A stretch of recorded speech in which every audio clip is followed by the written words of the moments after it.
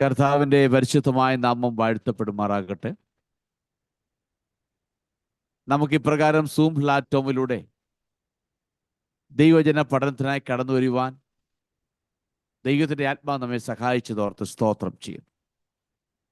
ഈ സൂം പ്ലാറ്റോട് ദൈവജന പഠനത്തിനായി കടന്നു വന്നിരിക്കുന്ന കർത്താവിന് വിലപ്പെട്ട ദാസന്മാർ, മാതാപിതാക്കൾ, സഹോദരന്മാർ എല്ലാവരെയും യേശുക്രിസ്തുവിന്റെ നാമത്തിൽ ഹൃദയാംഗമായി സ്വാഗതം ചെയ്തുകൊള്ളുന്നു. തുടർന്ന് യൂട്യൂബിൽ ദൈവവചനം പഠിക്കാൻ ആഗ്രഹിച്ചു വരുന്ന എല്ലാ മാന്യ കേൾവിക്കാരെയും യേശുക്രിസ്തുവിന്റെ നാമത്തിൽ അൻപോടെ ഹൃദയാംഗമായി സ്വാഗതം ചെയ്തുകൊള്ളുന്നു. നമ്മളായിരിക്കുന്നിടത്ത് ദൈവിക സാന്നിധ്യത്തോടെ ആയിരിക്കാൻ കർത്താവ് നമ്മെ സഹായിക്കട്ടെ. ദൈവത്തിൻ്റെ ആത്മാവ് നമ്മളെ ഗൈഡ് ചെയ്യട്ടെ. നമുക്ക് പ്രാർത്ഥനയോടെ ദൈവത്തിൻ്റെ പാദമെടുത്തായിരിക്കും. നമ്മൾ എഗസ്കേലിന്റെ പുസ്തകം 23-ാം അധ്യായമാണ് പഠിച്ചുകൊണ്ടിരിക്കുന്നത്. ഇതിൽ നമുക്ക് കാണുവാൻ കഴിയുന്നത് രണ്ട് പെൺമക്കൾ, ഒഹോല എന്നും ഒഹോലിബ എന്നും പറയും രാജ്യം. ഈ രണ്ട് രാജ്യങ്ങളെ രണ്ട് പെൺമക്കളുമായി സാമ്യപ്പെടുത്തി ആണ് ഇതിനകത്ത് ഈ അധ്യായത്തിൽ മൊത്തം പ്രതിപാദിക്കുന്നതാണ്. അതിൽ നമുക്ക് പൊതുവെ കാണാൻ കഴിയുന്നത് ദൈവം മിസ്രയീമിനെ ഇറക്കിക്കൊണ്ട് വന്നു. തക്യോഗ്യമായ നിലയിൽ താമസിക്കാനുള്ള ക്രമീകരണം. എന്നാൽ കാലങ്ങൾ പിന്നിട്ടപ്പോൾ രാജ്യങ്ങളായി രാജാക്കന്മാർ വാഴാൻ തുടങ്ങിക്കഴിഞ്ഞപ്പോൾ തങ്ങളുടെ സുരക്ഷിതയ്ക്ക് വേണ്ടി അവർ ആ കാലഘട്ടത്തിലുള്ള ശക്തന്മാരായിരിക്കുന്ന മറ്റ് രാജ്യങ്ങളെ ആശ്രയിക്കാൻ തുടങ്ങി. ദൈവത്തിലുള്ള ആശ്രയത്തെക്കാൾ ഉപരിയായ നിലയിൽ ആ കാലഘട്ടത്തിലുള്ള ശക്തി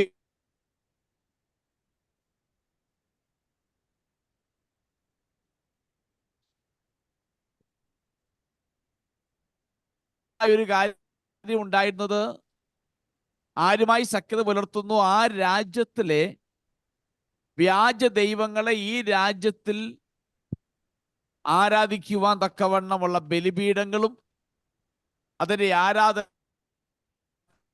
ചെയ്തു കൊടുക്കണമായിരുന്നു.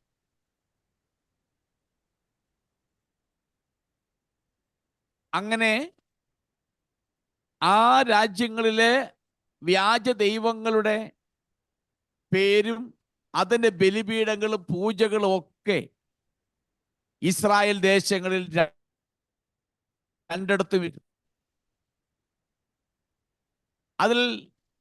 അതിലൂടെ ദൈവവുമായുള്ള ബന്ധം നഷ്ടപ്പെടുത്തി മുൻപോട്ട് വയ്ക്കൊണ്ടിരുന്നപ്പോൾ വടക്കേ രാജ്യമാകുന്ന ഇസ്രായേൽ രാജ്യം അസീറിയക്കാരുമായി ബന്ധത്തിലായി.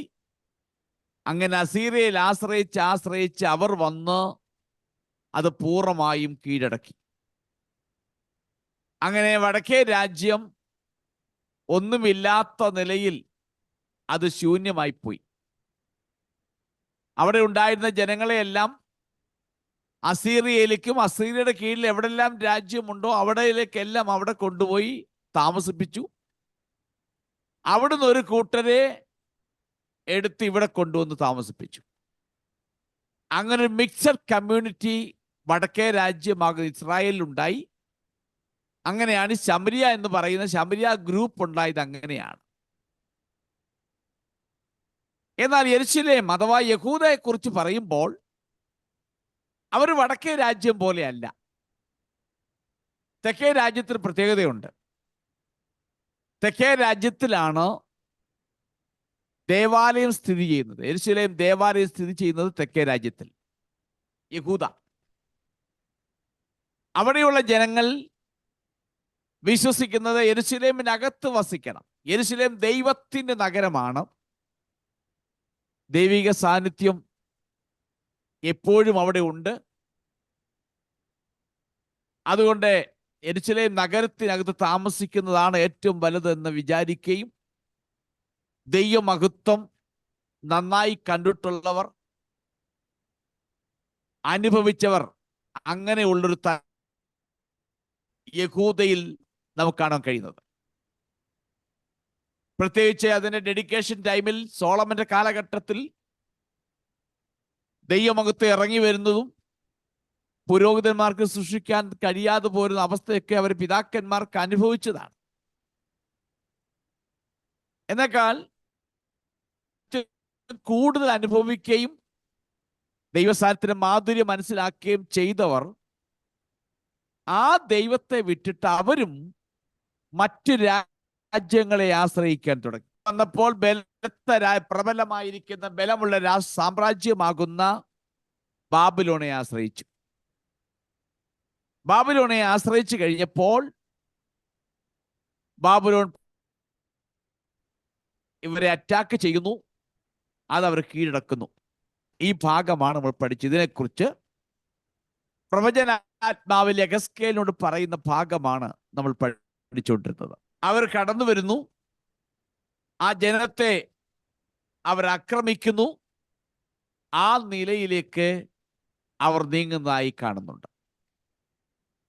അങ്ങനെയാണ് 27-ാമത്തെ വാക്യത്തിൽ വരുമ്പോൾ പറയുന്നു, നീ ഇനി മിസ്രൈമിനെ കാണുകയില്ല എന്ന്.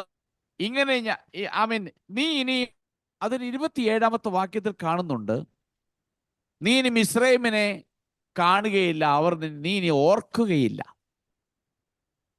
ബാബിലോൺകാർ ആക്രമിക്കാൻ വരുമ്പോൾ ഇവർ നേരെ പോയി ബന്ധപ്പെടുന്ന ഈജിപ്തില്ല. എന്നാൽ ഈജിപ്റ്റ് തക്ക സമയത്ത് സഹായിപ്പാൻ കഴിയാതെ വരുന്നു. ദൈവർക്ക് കൽപ്പന കൊടുത്തപ്പോൾ പ്രമാണം കൊടുത്തപ്പോൾ പറഞ്ഞിരുന്നു, മിസ്രൈമിലേക്ക് പോകരുത്, അവിടുന്ന് യാതൊരു ബന്ധവും പാടില്ല, അവിടുന്ന് കുതിരകളെ വാങ്ങരുത്, അവരുമായിട്ട് യാതൊരു ബന്ധവും പാടില്ല എന്ന് പറയുമ്പോൾ ഇവർ നേരെ ബന്ധപ്പെട്ടത് അവരുമായിട്ടാണ്.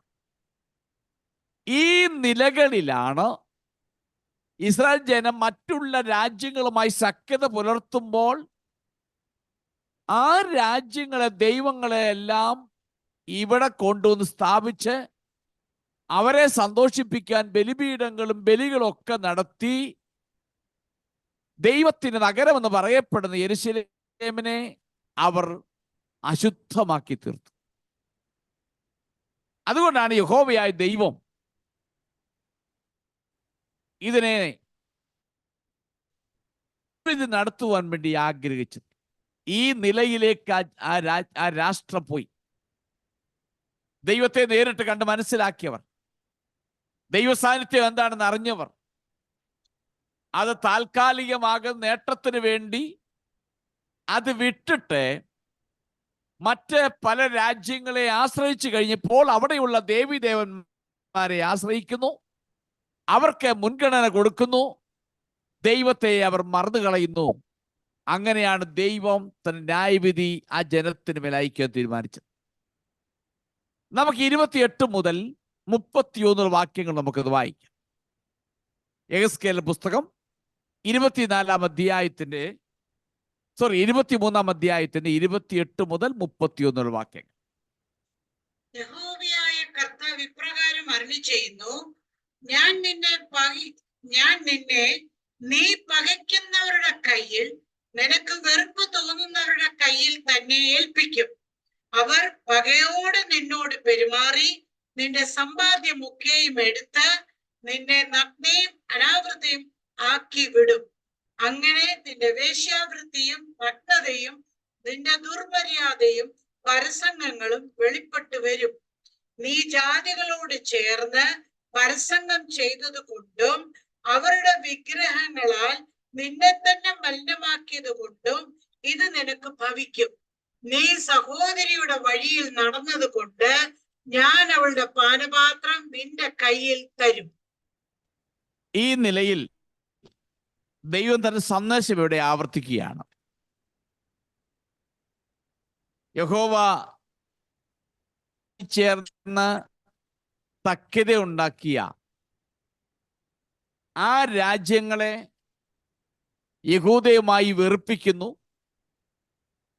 അവരുമായിട്ട് ആശയപ്പൊരുത്തക്കേടുണ്ടാകുന്നുണ്ട്.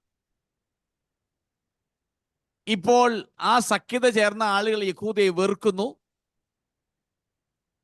യഹൂദയെ ദൈവം അവരുടെ കയ്യിൽ ഏൽപ്പിക്കുന്നു. യെരൂശലേം ജാതികളെയും അവിടെ ദേവന്മാരെയും യെരൂശലേം പിന്തുടർന്നു എന്ന് പറഞ്ഞാലും അവർക്കിടയിൽ ആ കാര്യത്തിൽ ആത്മാർത്ഥതയില്ല എന്നുള്ള ഒരു ചിന്താഗതി അവരുമായി സഖ്യത ചേർന്ന രാജ്യങ്ങൾക്കുണ്ടാകുന്നു. ഞാൻ അതൊന്ന് പറയാം. ഈ ബാബിലോൺകാരെ സഹായിക്കാമെന്ന് പറഞ്ഞ് ബാബിലോൺ യഹോവയാക്കീനെ പിടിച്ചുകൊണ്ട് പോയിട്ട് സിദക്കിയാവിനെ അതിന് പകരം രാജാവാക്കുന്നു. ആ നിലയിൽ മുൻപോട്ട് വന്നപ്പോൾ സിദക്കിയാവിന്റെ ചിന്താഗതി ഇവരുടെ കീഴിൽ അടിമകളായി ജീവിക്കാൻ പാടില്ല, അതുകൊണ്ട് ഇവരിൽ നിന്നും സ്വതന്ത്രമാകണമെന്ന് പറഞ്ഞിട്ട് സിദക്കിയാവ് നേരെ ഈജിപ്തിനെയാണ് ആശ്രയിക്കുന്നത്. ഇത് ബാബിലോൺകാർ അറിയുന്നു. ഇവിടെ ഈ പ്രവചിക്കുന്ന സമയം നോക്കണം. ഈ പ്രവചനം അങ്ങനെ തന്നെ സംഭവിക്കും.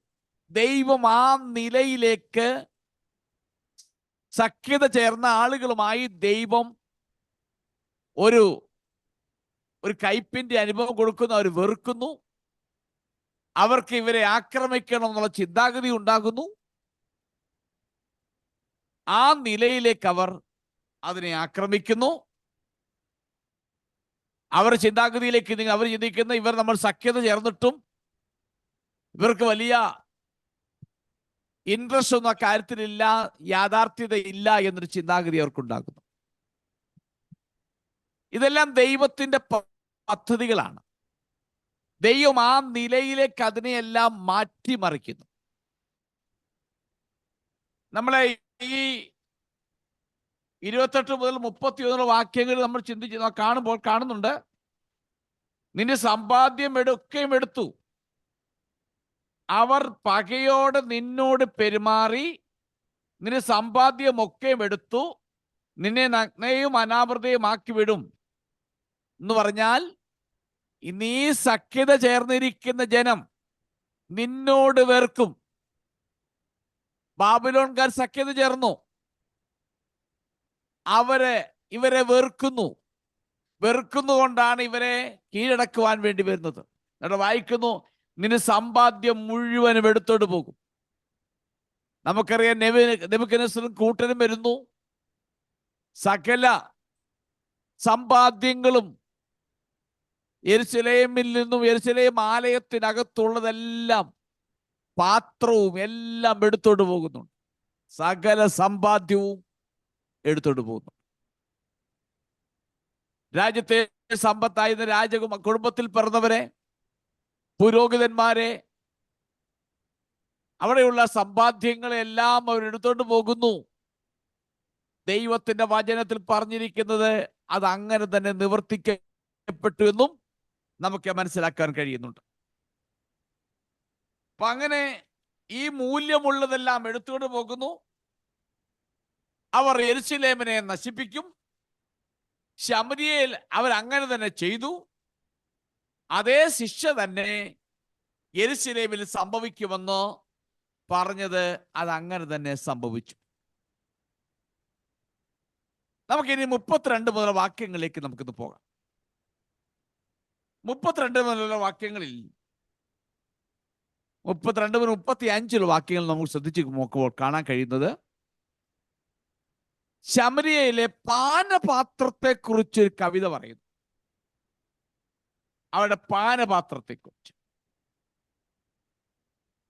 കുഴിയും വട്ടവുമുള്ള പാനപാത്രത്തിൽ കുടിച്ച് നിന്നയ്ക്കും പരിഹാസത്തിന് വിഷയമായി തീരും. അതിൽ വളരെ കൊള്ളുമല്ലോ. സ്തംഭനവും ശൂന്യതയുമുള്ള പാനപാത്രമായി നിന്റെ സഹോദരി ശമര്യയുടെ പാനപാത്രമായ ലഹരിയും ദുഃഖവും കൊണ്ട് നീ നിറഞ്ഞിരിക്കുന്നു എന്ന് പറയുന്നു. ഒരു പാനപാത്രത്തെ കുറിച്ച് പറയുന്നു. ഈ പാനപാത്രം ദൈവത്തിന്റെ കോപത്തെ കാണിക്കുന്നതാണ്. കോപത്തിന്റെ പാനപാത്രമാണ്. ശമര്യയ്ക്ക് ആ പാനപാത്രത്തിൽ കുടിക്കേണ്ടി വന്നു. ശമര്യയിൽ മേൽ ദൈവത്തിന്റെ കോപം അവർക്ക് ഏറ്റുവാങ്ങേണ്ടി വന്നു.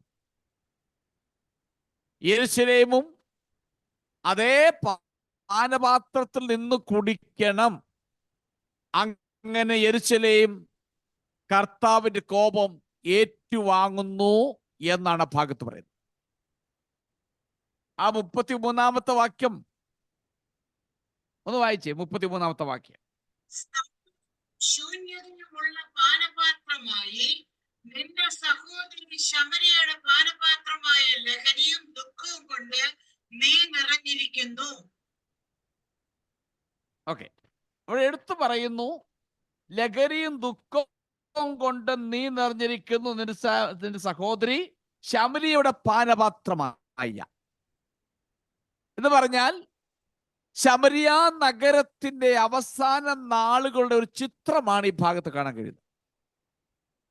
ശമരിയ എന്ന് പറയുന്ന പട്ടണം അസീരിയക്കാർ വന്ന് പിടിച്ചെടുക്കപ്പോൾ അവർക്കുണ്ടായ അനുഭവത്തിന്റെ ഒരു ചിത്രം അവിടെ കാണാൻ കഴിയുന്നുണ്ട്. ശമരിയ കുടിച്ച പാനപാത്രം ഭയങ്കരമായിരുന്നു. അവിടെ വായിക്കുന്നുണ്ട്, ലഹരിയും ദുഃഖവും കൊണ്ട് നിറഞ്ഞിരിക്കുന്നതാണ്. അതിനെക്കുറിച്ച് മനസ്സിലാക്കണമെങ്കിൽ 2 രാജാക്കന്മാരുടെ പുസ്തകം 17-ാം അധ്യായങ്ങൾ നമ്മൾ വായിച്ചു നോക്കുമ്പോൾ അതിന്റെ ഭീകരതയെ കുറിച്ച് കാണാൻ കഴിയുന്നുണ്ട്. ഇവിടെ 33-ാമത്തെ വാക്യം എടുത്തു പറയുന്നു, ശമരിയയ്ക്കുണ്ടായ ദുഃഖവും കഠിനവുമായ പാനപാത്രമായിരുന്നു. അവർ അത് കുടിച്ചതുപോലെ തന്നെ യെരുശലേമും അതേ ന്യായവിധിയിലൂടെ അതേ പാനപാത്രം കുടിക്കേണ്ടി വരും എന്നെടുത്തു പറയുകയാണ്. അവർ അത് കുടിക്കും. അത് അത്രമാത്രം ഭയങ്കരമായിരുന്നു. അതാണ് അതിന് കാഠിന്യ പറയുന്നത്. അത് ലഹരിയും ദുഃഖവും കൊണ്ട് നിറഞ്ഞിരിക്കുന്നു പറഞ്ഞാൽ അത്രമാത്രം കാഠിന്യത്തെയാണ് അതവിടെ കാണിക്കുന്നത്. അവരുടെ ദുരിതങ്ങൾ അവർ സ്വയം ഉപദ്രവിക്കപ്പെടുകയാണ്. ആരും ഉപദ്രവിക്കുന്നല്ല, അവരെ മനസ്സിന്റെ അകത്ത് കൊണ്ട് മാനസികമാകുന്ന വിഷമം അത്രമാത്രത്തിൽ അവരെ തന്നെ നശിപ്പിക്കുന്ന എടുത്തു പറയുകയാണ്. യെരുശലേമിന്റെ അപമാനങ്ങൾ ജനങ്ങൾ കാണും. അയൽ രാജ്യങ്ങൾ, മറ്റ് ജാതികൾ ഇവർ നേരിടുന്ന അനുഭവങ്ങൾ, ദുഃഖകരമായ അനുഭവങ്ങൾ മറ്റ് ജനങ്ങൾ കാണും. ഇവരുടെ ജീവിതത്തിൽ ഭയവും നിരാശയും ആ നഗരത്തിനകത്ത് നിറയും. ദൈവത്തിന്റെ കോപം നഗരത്തെ നശിപ്പിക്കും. ഈ സംഭവങ്ങൾ കാണുമ്പോൾ നിവാസികൾക്കെല്ലാം ഭയം തോന്നും. അവർ വളരെ ലജ്ജിക്കും. നാണക്കേട് നിമിത്തം സ്വന്തം ശരീരം കീറുന്ന അനുഭവം അവർക്കുണ്ടാകും എന്നെടുത്തു പറയുന്നു. അവർ തങ്ങളെ തന്നെ വെറുക്കുന്നൊരു അനുഭവം. നാം പിന്നീട് ചരിത്രങ്ങൾ പഠിച്ചു നോക്കുമ്പോൾ നാണക്കേട് വരുന്ന നിലയിൽ, സ്വന്തമായി അപമാനിക്കപ്പെടുന്ന നിലയിൽ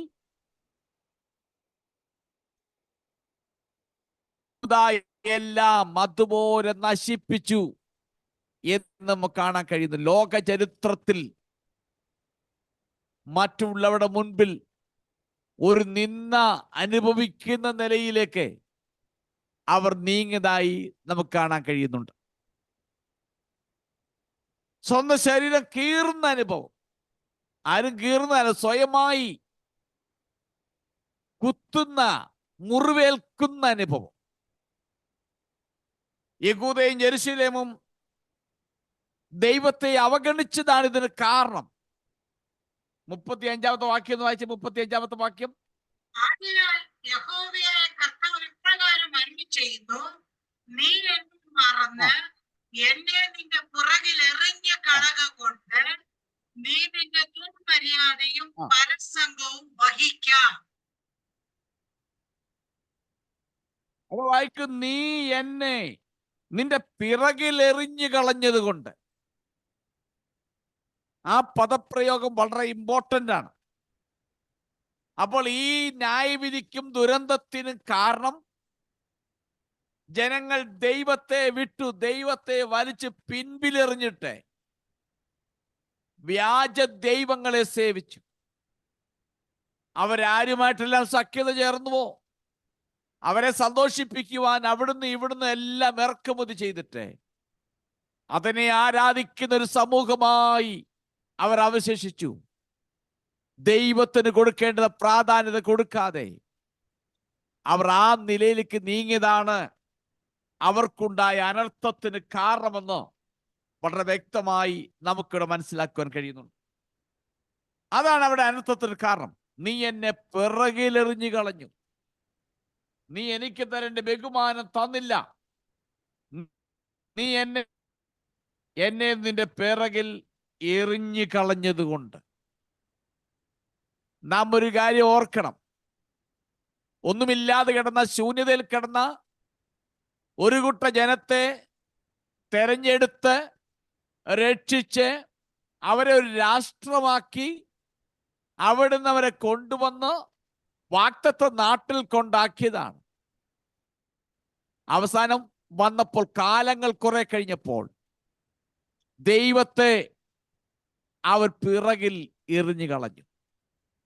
നമുക്കറിയാം, ഇസ്രായേൽ ജനം പരിപ്രണ യാത്രയിൽ പകൽ മേഘസ്തംഭമായി, രാത്രി അഗ്നിസ്തംഭമായി ദൈവം കൂടെ ഇരുന്ന് നടത്തിക്കൊണ്ട് വന്ന, പിറകിലൂടെ ശത്രു സൈന്യം വരുമ്പോൾ ആ സ്തംഭം പിറകിൽ പോയി നിൽക്കും. അപ്പൊ അവരുടെ കൂടെ ആ നിലയിൽ അവരെ സഹായിച്ച് ഒരുക്കിക്കൊണ്ട് വന്ന ദൈവത്തെ, സ്വന്തമായ ഇടവും കാര്യങ്ങളെല്ലാം കിട്ടിക്കഴിഞ്ഞപ്പോൾ ദൈവത്തെ അവർ മറന്നു. ഇന്ന് രാത്രി ദൈവമക്കൾ ഓർക്കേണ്ട ഒരു വസ്തുത, നാം ദൈവത്തോട് പ്രാർത്ഥിക്കുമ്പോൾ ദൈവം നമുക്ക് നന്മകളും നാം പ്രതീക്ഷിക്കാത്ത വഴികളും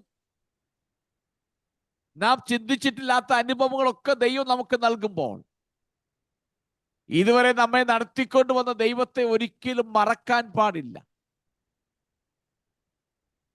കാലങ്ങൾ മാറിയെന്നിരിക്കാം, യുഗങ്ങൾ മാറിയെന്നിരിക്കാം, ഒരുപാട് ഡെവലപ്മെന്റ്സ് ലോകത്തിൽ ഉണ്ടായിരുന്നിരിക്കാം. പക്ഷെ ദൈവത്തെ നമ്മൾ ഒരിക്കലും മറക്കല്ല. ഇപ്പോൾ നമ്മൾ ഇന്ന് പാടിയത് അങ്ങനെയാണല്ലോ, ദൈവം തന്നതല്ലാതെ ഒന്നുമില്ല ഇന്നെന്റെ ജീവിതത്തിൽ. അത് വളരെ അർത്ഥവത്തായ ഒരു പാട്ടായിരുന്നു. ദൈവം തന്നതാണ് എല്ലാം. നാം ഇത്രയും ആയുസ്സോടും ആരോഗ്യത്തോടും ആയിരിക്കുന്ന ദൈവം തന്നതാണ്. അതുകൊണ്ട് നാം എത്രയെല്ലാം മുൻപോട്ട് പോയാലും ദൈവത്തെ ഒരിക്കലും നമ്മൾ പിറകിൽ കളയാൻ പാടില്ല. നാം നമ്മുടെ ദൈവത്തെ മുൻപിൽ എപ്പോഴും നിർത്തിയിരിക്കണം. നാം ഏത് കാര്യത്തിൽ ഇടപെട്ടാലും, നാം ഏതെല്ലാം ലെവലിൽ പോയാലും നമ്മുടെ മുൻപിൽ നമ്മുടെ കർത്താവ് ഉണ്ടായിരിക്കണം. ആ കർത്താവിന് വേണം സ്ഥാനം കൊടുക്കുവാൻ, ആ നിലയിൽ മുൻപോട്ട് പോകുവാൻ ദൈവം നമ്മെ സഹായിക്കട്ടെ. നമ്മൾ 36 മുതൽ വാക്യങ്ങൾ വായിച്ചു നോക്കുമ്പോൾ, 36 മുതൽ 39 വാക്യങ്ങൾ നമ്മൾ ശ്രദ്ധിച്ചു നോക്കുമ്പോൾ, അവിടെ 2 രാജ്യങ്ങളെ കുറിച്ചും പറയുന്നുണ്ട്. അതിന്റെ 36ാമത്തെ വാക്യം പറയുന്നു, യഹോവ എന്നോട് അരുളിച്ചത്, മനുഷ്യപുത്രാ, നീ ഒഹോലയും ഒഹോലിബായെയും ന്യായം വിധിക്കുമോ? എന്നാൽ അവരുടെ മ്ലേച്ഛതകളെ അവരോട് അറിയിക്ക. ഇവിടെ ചോദ്യം ചോദിക്കുകയാണ് യെഹെസ്കേലിനോട്, മനുഷ്യപുത്ര, നീ അവരെ ന്യായം വിധിക്കുമോ? 22-ാം അധ്യായത്തിന്റെ 1-ാമത്തെ വാക്യത്തിൽ ഒന്ന് വായിച്ച 22-ന്റെ 1-ാമത്തെ വാക്യം, യെഹെസ്കേൽ പുസ്തകം 22-ന്റെ 1-ാമത്തെ വാക്യം. യഹോവയുടെ അരുളപ്പാട് എനിക്കുണ്ടായതെന്തെന്നാൽ, മനുഷ്യപുത്ര, നീ ന്യായം വിധിക്കുമോ? രക്തപാതകമുള്ള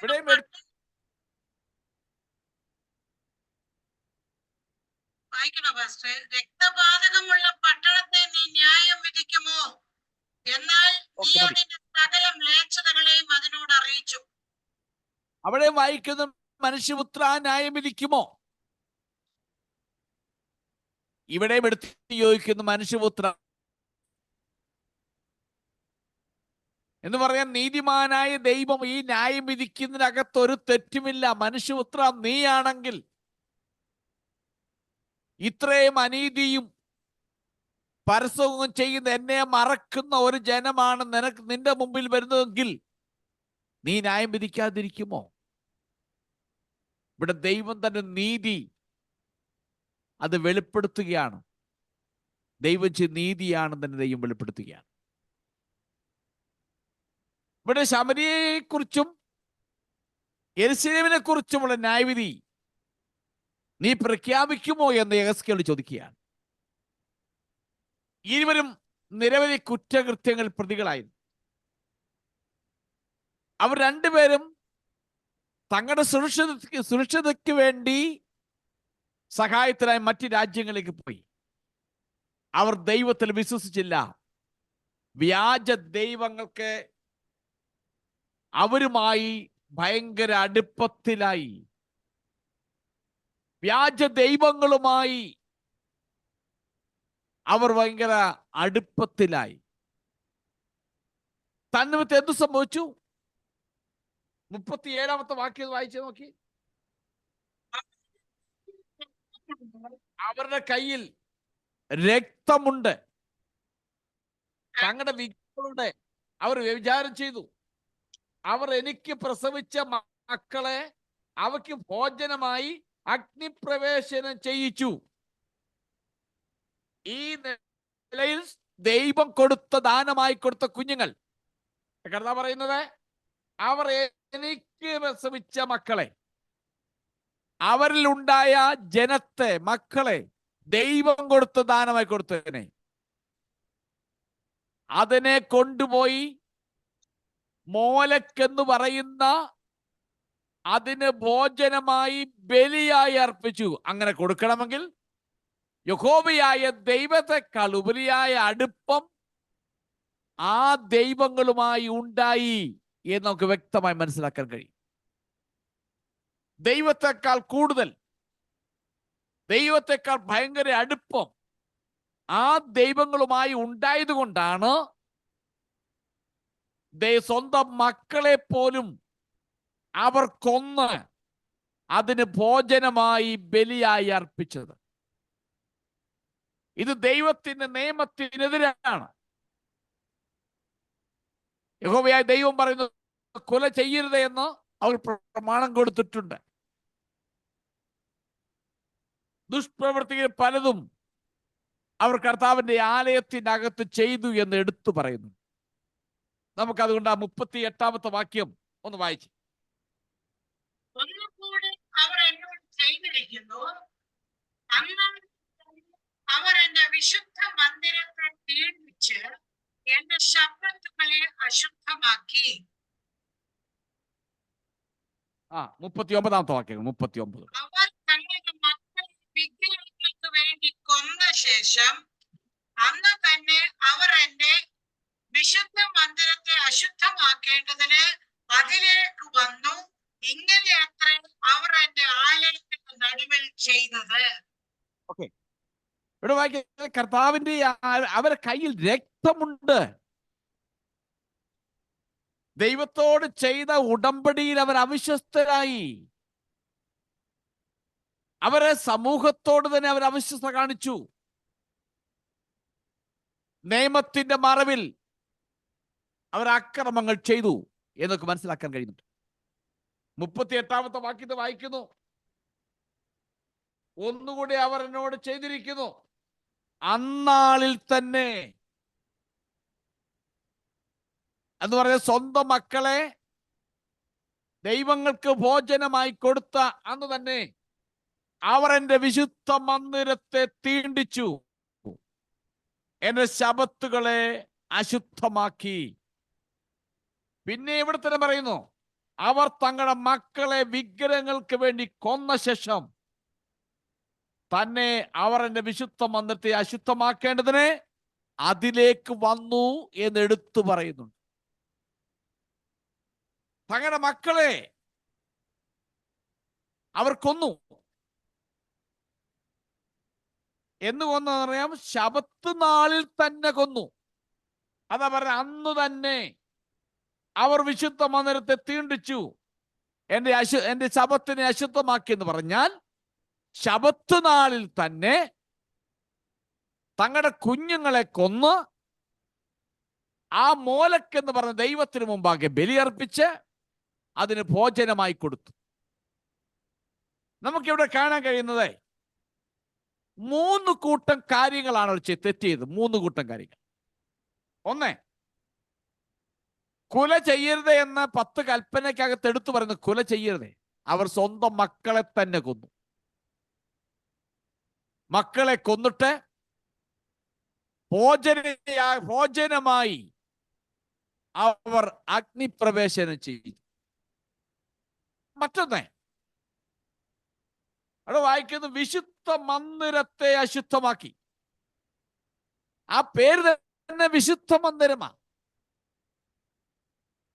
ദൈവത്തിന് പറഞ്ഞ ഇങ്ങനെ പറയുന്നത്, സമാഗമന കൂടാരം ദൈവത്തിന് വിശുദ്ധമാണ്. ആ വിശുദ്ധമാകുന്ന സ്ഥലത്ത് എല്ലാവർക്കും പ്രവേശനമില്ല. അതിൻ്റെ അകത്ത് പുരോഹിതന്മാർക്ക് മാത്രമേ അതിന്റെ വിശുദ്ധ സ്ഥലത്ത് പ്രവേശിക്കാൻ കഴിയത്തുള്ളൂ. അതിപരിശുദ്ധ സ്ഥലത്ത് ആണ്ടിലൊരിക്കൽ മാത്രമേ മഹാപുരോഹിതനെ കൊണ്ട് കയറി ചെല്ലാൻ കഴിയത്തുള്ളൂ. ഇങ്ങനെ ഇരിക്കുമ്പോൾ ഈ ജനം ഈ പാപം ചെയ്ത് തങ്ങളുടെ കുഞ്ഞുങ്ങളെ കൊന്നിട്ട് അതിന് ബലിയർപ്പിച്ചിട്ട് അവർ നേരെ ചെന്ന് കയറിയത് വിശുദ്ധ മന്ദിരമാകുന്ന ആലയത്തിന്റെ അകത്ത്. രണ്ടാമത്തെ പാപം അതാണ്. 3, 10 കൽപ്പനയ്ക്കകത്ത് പറഞ്ഞ് ശബത്ത് നാളിനെ ശുദ്ധീകരിക്കാം. ഇവർ ശബത്ത് നാളിനെ അശുദ്ധമാക്കി. അപ്പൊ 1, അവർ കൊലപാതകം ചെയ്തു. 2, ശബത്ത് നാളിനെ അശുദ്ധമാക്കി.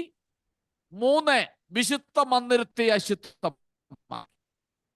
ഇത് 3 ദൈവം കൊടുത്ത പ്രമാണമാണ്, ദൈവം കൊടുത്ത നിയമമാണ്, 10 കൽപ്പനയ്ക്കകത്തുള്ളതാ. ഇത് 3 അവർ ലംഘിച്ചു. തങ്ങളെക്കാൾ ദൈവത്തെക്കാൾ ഉപരിയായ നിലയിൽ മറ്റു ദൈവങ്ങളോട് ബന്ധവും സ്നേഹവും താല്പര്യമുള്ളത് കൊണ്ട് തങ്ങളുടെ കുഞ്ഞുങ്ങളെ കൊന്നുകളയുവാൻ ഒരു മടിയും കാണിച്ചില്ല. ദൈവത്തെക്കാൾ കൂടുതൽ, കുഞ്ഞുങ്ങളെക്കാൾ കൂടുതൽ ആ ദൈവത്തിനെ അവർ സ്നേഹിച്ചു. ഒന്നാമത്തെ തെറ്റത്. ദൈവത്തിന്റെ വചനം, ഞാനല്ല അന്യ ദൈവം നിങ്ങൾക്കുണ്ടാകരുത് എന്നോ 10 കൽപ്പനയ്ക്കകത്ത് ഒന്നാമത്തെ കൽപ്പനയാണ്. അവർ ഒന്നാമത് ലംഘിച്ചു. 2, കുഞ്ഞുങ്ങളെ കൊന്നുകളഞ്ഞു. അത് 10 കൽപ്പനയ്ക്കകത്തുള്ള കൽപ്പനയാണ്. 3, ശബത്ത് നാളിനെ ശുദ്ധീകരിക്കുക എന്ന് പറയുമ്പോൾ ശബത്ത് നാളിനെ അവർ അശുദ്ധമാക്കി. ശബത്ത് നാളിൽ ദൈവം കൊടുത്ത പ്രമാണങ്ങളെ അവർ ലംഘിച്ചു. അടുത്ത ആലയത്തിന്റെ അകത്ത് കയറി അതിനെ അശുദ്ധമാക്കി. അവിടെ എടുത്തു പറയുന്നു, അന്നാളിൽ തന്നെ അവർ എൻ്റെ വിശുദ്ധ മന്ദിരത്തെ തീണ്ടിച്ചു, എന്റെ ശബത്ത് നാളിനെ അശുദ്ധമാക്കി. അവർ തങ്ങളുടെ മക്കളെ വിഗ്രഹങ്ങൾക്ക് വേണ്ടി കൊന്ന ശേഷം അന്ന് തന്നെ അവർ എൻ്റെ വിശുദ്ധ മന്ദിരത്തെ അശുദ്ധമാക്കേണ്ടതിന് അതിലേക്ക് വന്നു. ഇതെല്ലാം നോക്കണം. ദൈവത്തിന്റെ പ്രമാണത്തെ വലിച്ചെറിഞ്ഞിട്ട് അതിനെ ലംഘിച്ചിട്ട് നേരെ ചെന്ന് കയറുന്നത് ആലയത്തിന്റെ അകത്തോട്ട്. ഇതുകൊണ്ടാണ് ദൈവ ന്യായവിധി ആ ജനത്തിന്റെ മേൽ അയച്ചത്. നാം ഒരു കാര്യം ഓർക്കണം. 1 കൊരിന്ത്യർ ലേഖനം 3-16 വാക്യം വായിച്ചേ.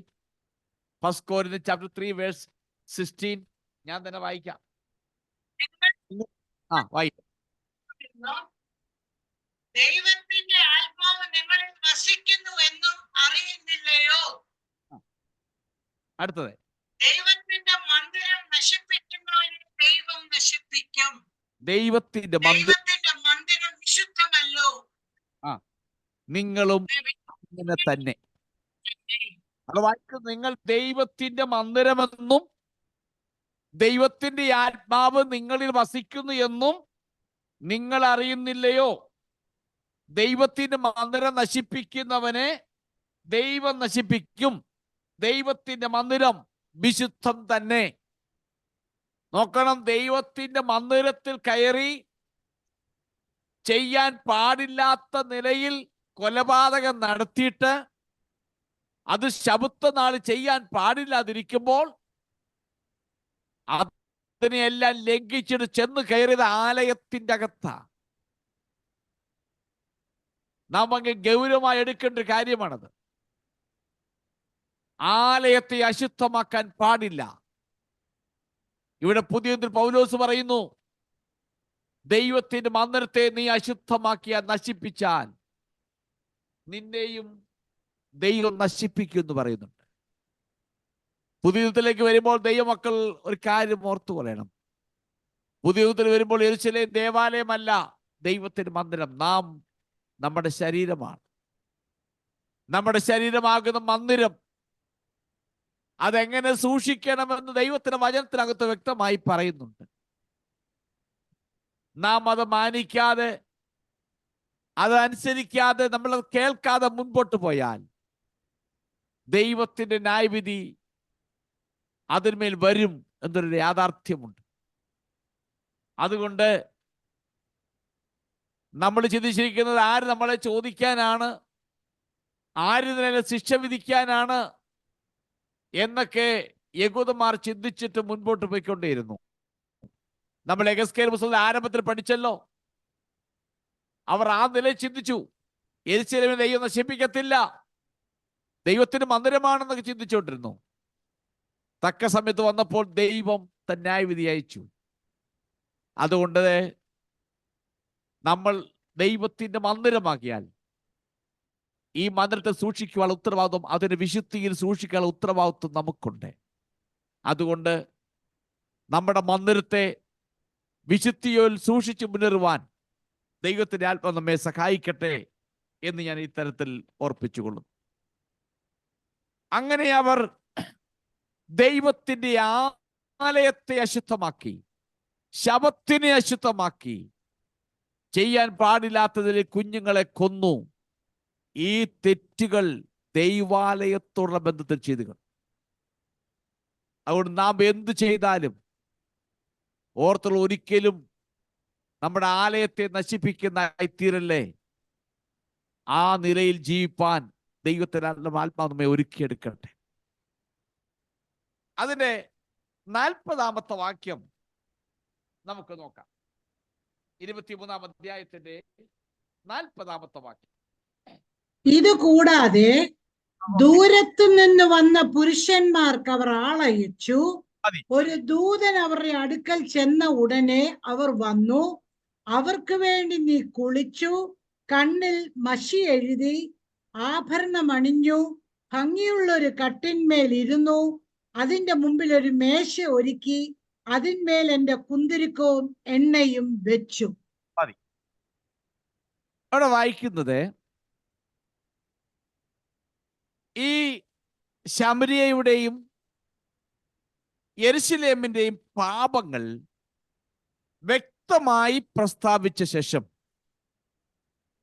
ദൈവത്തോടുള്ള അവരുടെ അവിശ്വസ്തതയെ ഒന്നുകൂടൊന്ന് പ്രസന്റ് ചെയ്യാൻ വേണ്ടി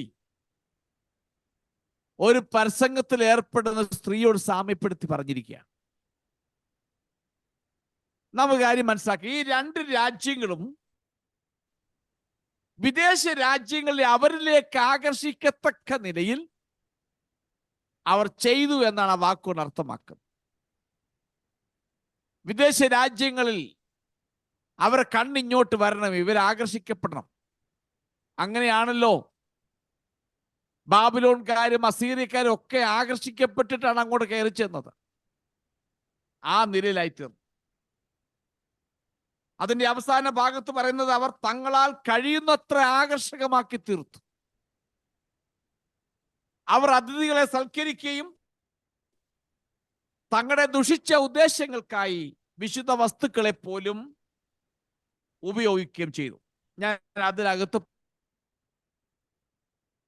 പറയാൻ, മേശയൊരുക്കി അതിന്മേൽ കുന്തിരിക്കവും എണ്ണയും വെച്ചു.